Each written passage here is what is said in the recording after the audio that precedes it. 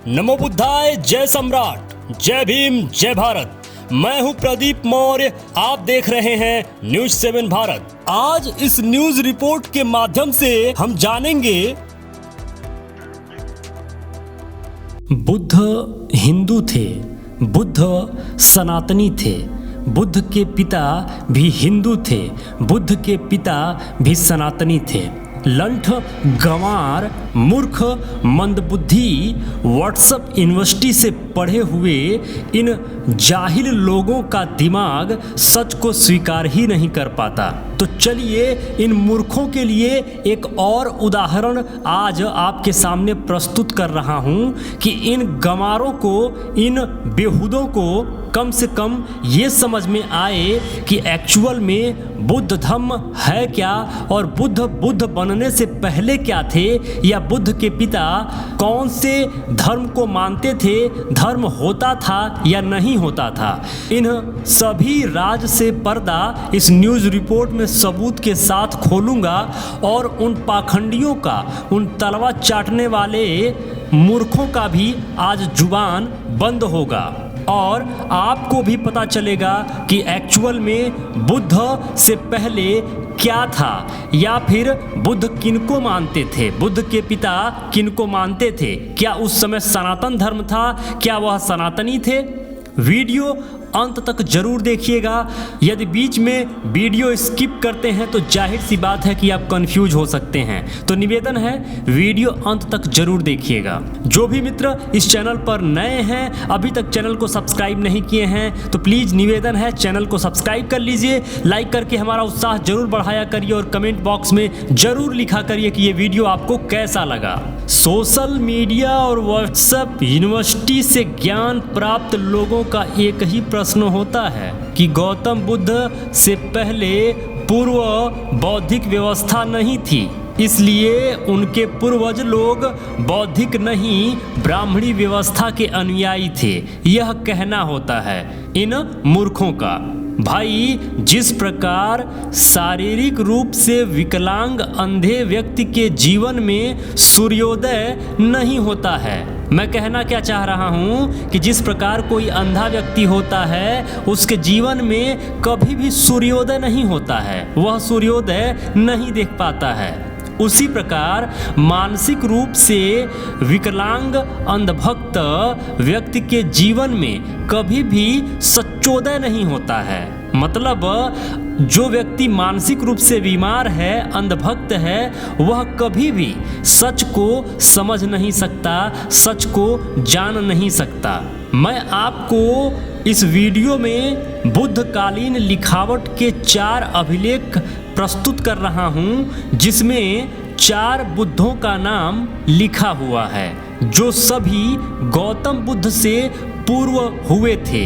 गौतम बुद्ध से पहले हुए 4 बुद्धों का मैं यहाँ पे विवरण दे रहा हूँ, या उनके लिए बनवाए गए उन मूर्तियों को और लिखे गए अभिलेखों को मैं प्रस्तुत कर रहा हूँ। क्रमबद्ध आप देख सकते हैं। भगवतो ककुसंध बुद्धे, भगवतो विपस्सिनो बोध, भगवतो कश्यप बुद्धे, भगवतो कोनागमनस बुद्धे।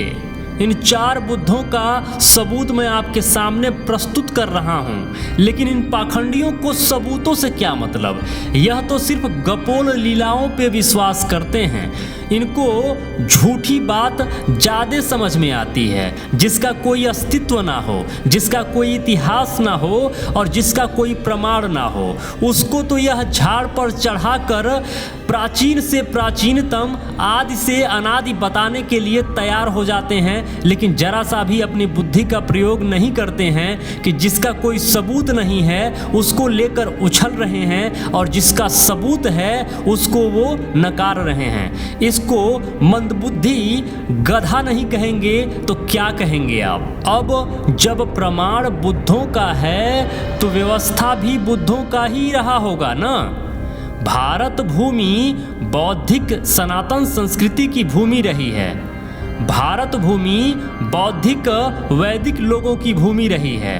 बौद्धिक वैदिक का अर्थ अनुभव द्वारा ज्ञान प्राप्त लोगों की भूमि। कुछ मूर्ख अब यहाँ कहने लगेंगे कि वैदिक मैं बोल रहा हूँ। वैदिक मतलब वेद।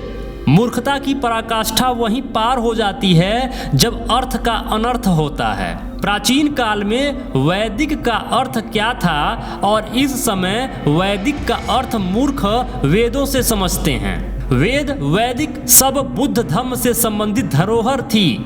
यह शब्द जो बना है वैदिक या वेद, वैदिक का अर्थ होता है जो अपने अनुभव पे ज्ञान प्राप्त करे, यानी वेदना, जो अपनी वेदना से ज्ञान प्राप्त करे उसे वैदिक कहा जाता था। इस शब्द का यूज, इस शब्द का प्रयोग बौद्धिक काल में भी होता था। अब कुछ मूर्ख ये भी कहते हैं कि बुद्ध वेदों की बात करते थे।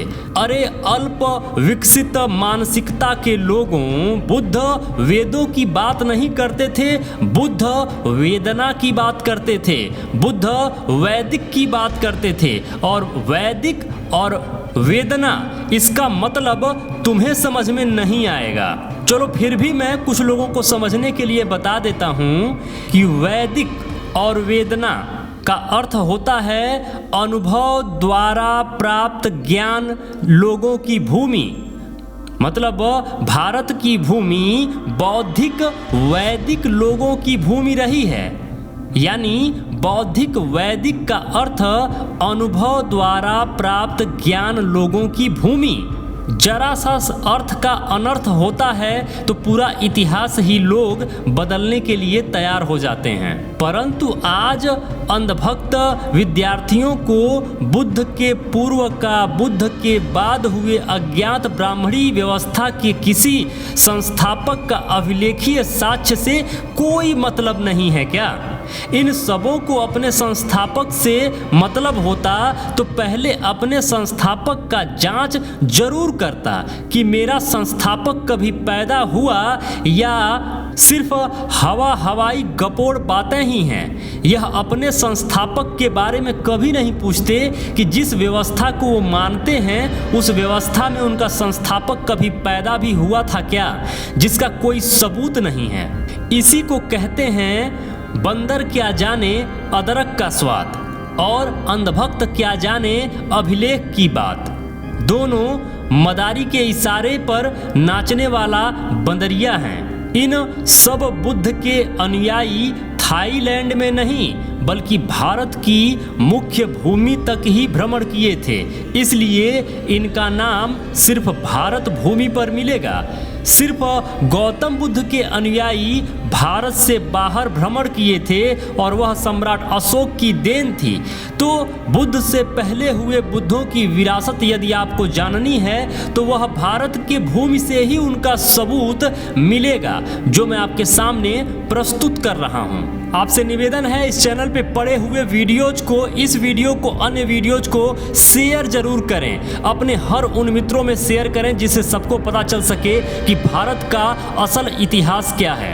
मेरे मित्रों, यदि आप चाहते हैं कि हम और हमारी टीम इसी तरीके से रिसर्च करते रहें, इसी तरीके से आपके लिए कंटेंट बनाती रहें, तो प्लीज निवेदन है डोनेशन जरूर करें। स्कैनर स्क्रीन पर लगा हुआ है, स्कैन करके डोनेशन जरूर करें। जो भी मित्र अभी तक इस चैनल को सब्सक्राइब नहीं किए हैं, प्लीज निवेदन है अभी के अभी चैनल को सब्सक्राइब कर लीजिए। लाइक करके हमारा उत्साह जरूर बढ़ाया करिए। कमेंट बॉक्स में जरूर लिखा करिए कि ये वीडियो आपको कैसा लगा। जो भी मित्र अभी तक इस चैनल पर बने हुए हैं, ये वीडियो देख रहे हैं, आप सबको बहुत बहुत मंगल कामनाएं। नमो बुद्धाय, जय भारत।